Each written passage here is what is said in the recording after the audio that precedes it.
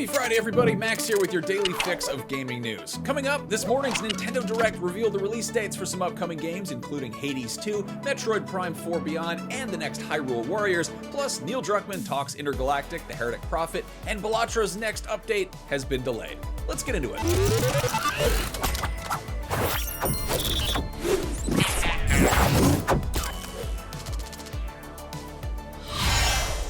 If you slept through this morning's Nintendo Direct, you missed out. There were a ton of surprises and reveals, but some of the most exciting announcements were official release dates for some major upcoming games that'll be dropping over the next few months. You can find a full roundup of everything that got shown off over at IGN, but here's a look at some of the stuff that's coming your way really soon. For starters, Hades 2 has been in early access on PC since last year, but on September 25th, that's just 2 weeks from tomorrow, version 1.0 will officially launch, and it'll make its debut on consoles as a timed exclusive for Nintendo Switch 1 and 2. The original Switch version will run at 60 frames per second, and the Switch 2 version promises to double that when playing in TV mode. Even better, if you grab it on Switch 1, it is a free upgrade for Switch 2 whenever you wind up getting one of those if you haven't already. Tomorrow marks the 40th anniversary of the release of the original Super Mario Bros., and to mark the occasion, Nintendo announced that remastered versions of Super Mario Galaxy 1 and 2 will be dropping on both Switch consoles on October 2nd of this year. The Wii-era classics will feature a number of new features and improvements, including higher resolution that goes up to 4K on Switch 2, an improved UI, a new in-game music player, and the option to play using button and stick or motion controls, which is nice to hear. Interestingly enough, there's also going to be new lore in the form of new pages in Rosalina's in-game storybook. That wasn't the only Super Mario Galaxy news, though. Shigeru Miyamoto confirmed that the next Super Mario movie will be called the Super Mario Galaxy Movie, and it's going to be hitting theaters in the US on April 3rd, 2026. And he revealed the first trailer, which doesn't really show off a whole lot we didn't really see in the first film, but which is very pretty nonetheless, and I will definitely be taking my kid to see that opening weekend. On November 6th of this year, Hyrule Warriors Age of Imprisonment will drop for Switch 2. The third installment of the Zelda-flavored Musou series will act as a prequel to Tears of the Kingdom, and it was revealed, wait for it, you're going to be able to play as a Korok. Yahaha!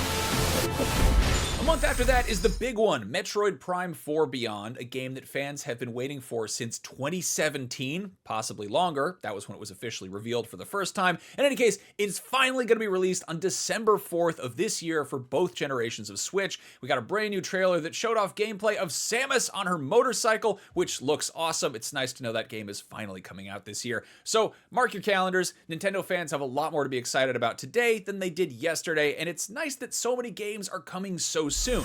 Looking ahead to next year, a bunch of other stuff got loose 2026 release windows, including a few surprise announcements, but easily the biggest surprise was the reveal of the Virtual Boy Nintendo Classics Collection, which is dropping February 17th as part of the Switch Online Plus expansion pack and will include 14 games released over time. Now here's the catch, it requires a dedicated peripheral that turns the Switch or Switch 2 into a replica of the infamously disastrous and unsuccessful 1995 headset. The plastic headset will cost you $99.99 here in the States, and if that's too much of a buy-in for Telero Boxer or 13 other games that are only displayed in 2 colors, there's also a cardboard model which is just $24.99. I don't know who that's a steal for, but you be the judge.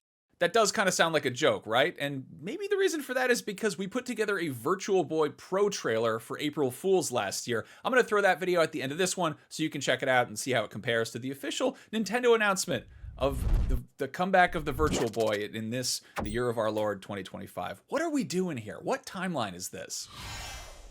Moving on to a game you're not going to be playing in the next couple of months, or possibly even the next couple of years, Naughty Dog head Neil Druckmann gave a bit of an update on the studio's next game, Intergalactic, the Heretic Prophet.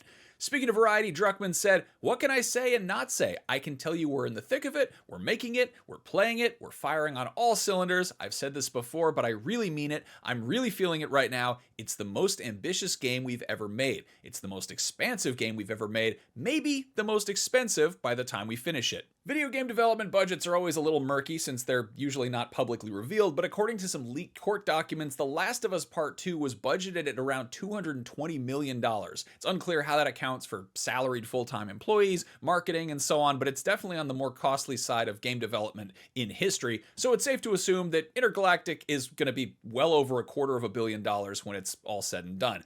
We still don't know when this massively expansive game is actually going to come out, but presumably, assuming it's not a total disaster, we'll see it expand as a franchise as well. Druckmann said, quote, "I'm sure if Intergalactic is successful, you will see it again. Whether that will be our next game right after that, I can't say, and I leave that door open." When pressed on the possibility of Intergalactic branching out into other media, like, The Last of Us and Uncharted have as a show and a movie, respectively, Druckmann stressed that he's focused on making a good game first, but said that they're open to adapting it into other media with the right partnership. So we'll have to wait and see. How long we're going to be waiting? That's the big question. Finally, any Balatro players nervously twitching and checking their watch waiting for the 1.1 update, I've got some bad news. It's not coming out this year. Previously announced by developer Local Thunk in an interview with Bloomberg, the update promises new Jokers and a revamp of the Matador card, among other things. Local Thunk originally planned to release it this year, but revealed that the amount of crunch that they underwent for the game's full launch and mobile port led to some major burnout. So rather than repeat that experience for this update, they are taking a more sustainable approach and not working 12 hours a day, and unsurprisingly, that's making it take a little bit longer. So the current release window for Balatro's 1.1 update is when it's done, which is a totally reasonable expectation for a free update to a very good game made by a single person. That is your fix for Friday, September 12th, 2025. I will show you that Virtual Boy Pro trailer in just a second, but first, if you're looking for something to play this weekend for real cheap, that also helps a great cause, head over to IGN's sister site, Humble. Live now through October 7th, you can grab 8 incredible games for just $14.99, including WWE 2K25, Destiny 2 Legacy Collection 2025, The Plucky Squire, and Return to Monkey Island, just to name a few. Each purchase helps support the veteran-led humanitarian organization Team Rubicon, which connects vets, first responders, and civilians to deliver aid where it is needed most. Head to humble.com and find out more today. Thank you for watching. Have a great weekend, everybody. And I assure you, Sid would be cool with me saying this. Roll the thing.